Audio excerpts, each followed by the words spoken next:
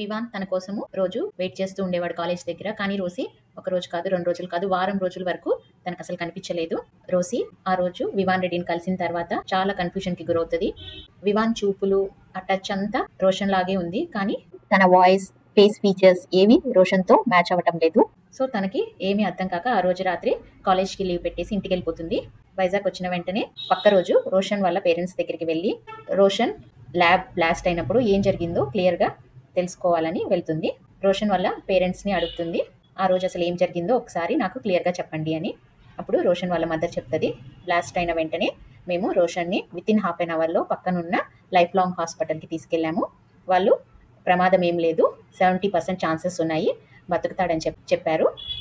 మేము కూడా కొంచెము కుదుట పడ్డాము. కానీ ఆ తర్వాత హాఫ్ అన్ అవర్కే వచ్చి రోషన్కి మల్టిపుల్ ఆర్గాన్ ఫెయిల్యూర్ అయింది, చనిపోయారని చెప్పారు. బాడీలో ఎక్కువ పార్ట్స్ కాలిపోవడం వల్ల ఆర్గాన్స్ ఫెయిల్ అయ్యాయి, అందుకే ఇలా జరిగిందని చెప్పారు మాకు. తర్వాత రోషన్ విష్ ప్రకారమే మేము తన ఆర్గాన్స్ ని డొనేట్ చేశాము. తర్వాత తన బాడీని తీసుకెళ్లిపోయాము అని చెప్తుంది. రోసి షాక్ అవుతుంది. ఆర్గాన్స్ డొనేట్ చేశారా అని అడుగుతుంది. అవును, రోషన్ ఎప్పుడో చెప్పాడు తనకి ఎప్పుడు ఏం జరిగినా కూడా వెంటనే ఆర్గాన్స్ ని డొనేట్ చేయమని, సో మేము డొనేట్ చేసేసాము అని చెప్తారు. తను అలా ఆలోచించుకుంటూ వాళ్ళ ఇంటికి వెళ్ళిపోతుంది. వైజాగ్ లో వాళ్ళ కాలేజ్ కి వెళ్తుంది. వాళ్ళు తిరిగిన ప్లేసెస్ అంతా రీవిజిట్ చేసి రోషన్ ని బాగా గుర్తు చేసుకుని, ఆ జ్ఞాపకాలన్నీ గుర్తు చేసుకుని తిరిగి హైదరాబాద్ వచ్చేస్తుంది. హైదరాబాద్ వచ్చిన వెంటనే వివాన్ రెడ్డి తన్ని కలుస్తాడు. వివాన్ అడుగుతాడు, ఎక్కడికి వెళ్ళిపోయావు ఇన్ని రోజులు అని. నేను వైజాగ్ వెళ్ళాను అంటుంది. నీకోసం 1 వీక్ రోజు ఎదురు చూసేవాడిని తెలుసా అంటాడు.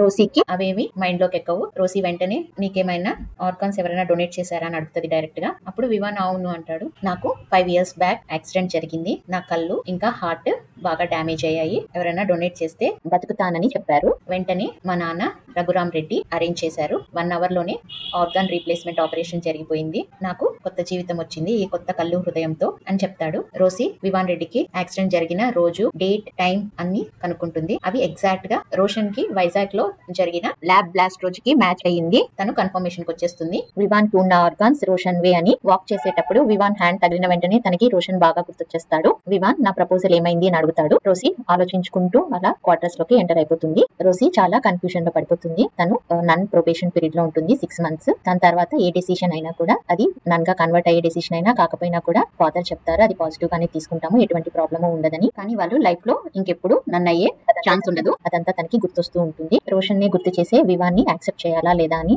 ఆలోచనలో పడిపోతుంది. ఫైనల్ గా యాక్సెప్ట్ చేస్తామని డిసైడ్ అవుతుంది. ఫాదర్ దగ్గర డాక్యుమెంట్ సైన్ చేసి నన్ డ్రెస్ ఇచ్చేసి తనలో నింపుకున్న రోషన్ వివాన్ లో ఉన్న రోషన్ ని కలవడానికి వెళ్ళిపోతుంది. అసలు కథ ఇప్పుడే మొదలవుతుంది. Wait for part 4.